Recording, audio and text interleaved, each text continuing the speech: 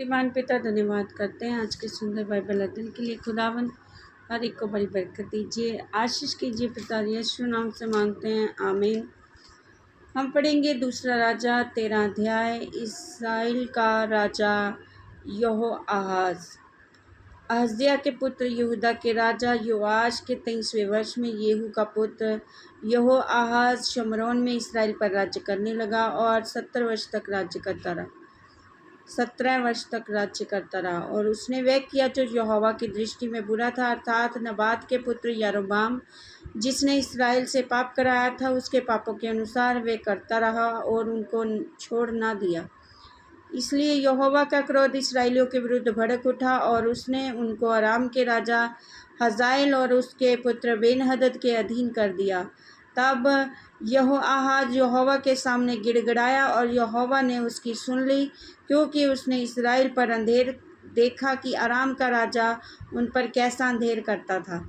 इसलिए यहोवा ने इसराइल को एक छुड़ाने वाला दिया और वे अराम के वश से छूट गए और इसराइली पिछले दिनों के समान फिर अपने अपने डेरे में रहने लगे। तो भी वह ऐसे पापों से न फिरे जैसे यारोबाम के घराने ने किया और जिनके अनुसार उसने इज़राइल से पाप कराए थे, परंतु उनमें चलते रहे और शमरोन में अशेरा भी खड़ी रही। अराम के राजा ने यहोआहाज की सेना में से निकलकर 50 सवार, 10 रथ और 10,000 प्यादे छोड़ दिए थे, क्योंकि उसने उनको नष्ट किया और रौंद कर धूल में मिला दिया था। यहोआहाज के और सब काम जो उसने किए और उसकी वीरता, ये सब इसराइल के राजाओं की पुस्तक में, इतिहास की पुस्तक में नहीं लिखा है। अंततः यहोआहाज अपने पुरखों के संग सो गया और उसको शमरोन में मिट्टी दी गई और उसका पुत्र यहोआश उसके स्थान पर राज्य करने लगा। यहूदा के राजा योआश के राज्य के 33वें वर्ष में यहोआहाज का पुत्र यहोआश शमरोन में इसराइल पर राज्य करने लगा और 16 वर्ष तक राज्य करता रहा। उसने वह किया जो यहोवा की दृष्टि में बुरा था, अर्थात नबात का पुत्र यारोबाम जिसने इसराइल से पाप कराया था और उसके पापों के अनुसार वह करता रहा और उनसे अलग ना हुआ।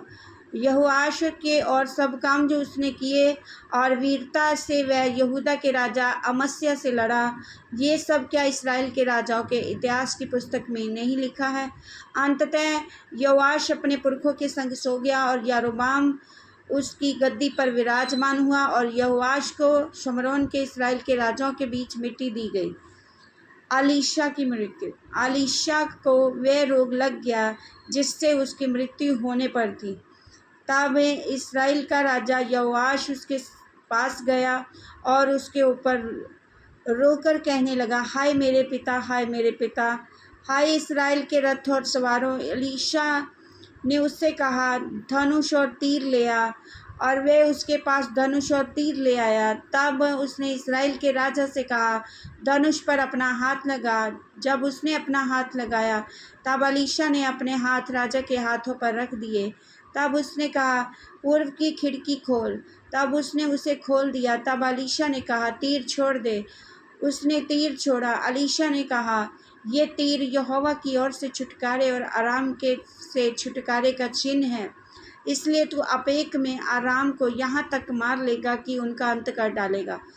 फिर उसने कहा, तीरों को ले, और जब उसने उन्हें लिया तब उसने इसराइल के राजा से कहा, भूमि पर मार। तब वह 3 बार मार कर ठहर गया। इससे परमेश्वर के जन ने उस पर क्रोधित होकर कहा, तुझे तो 5-6 बार मारना चाहिए था। ऐसा करने से तू आराम को यहाँ तक मारता कि उनका अंत कर डालता, परंतु अब तो उन्हें 3 ही बार मारेगा। तब अलीशा मर गया और उसे मिट्टी दी गई।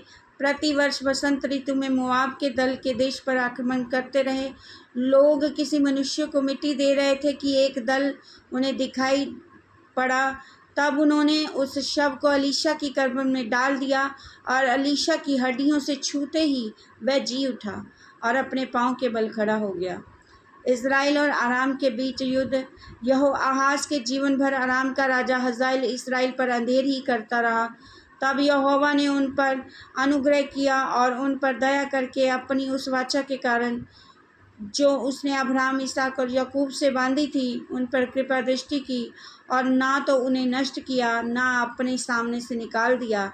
तब अराम का राजा हिज़ाएल मर गया और उसका पुत्र बेन-हदद उसके स्थान पर राज्य करने लगा। तब यहोआहाज के पुत्र योआश ने हिज़ाएल के पुत्र बेन-हदद के हाथ से वे नगर फिर ले लिए, जिन्हें उसने युद्ध करके उसके पिता यहोआहाज के हाथ से छीन लिया था। योआश ने उसको 3 बार जीतकर इस्राएल के नगर फिर ले लिए। इस वचन के द्वारा पर ब्लेस करेंगे। आमीन। सबको जय मसीह।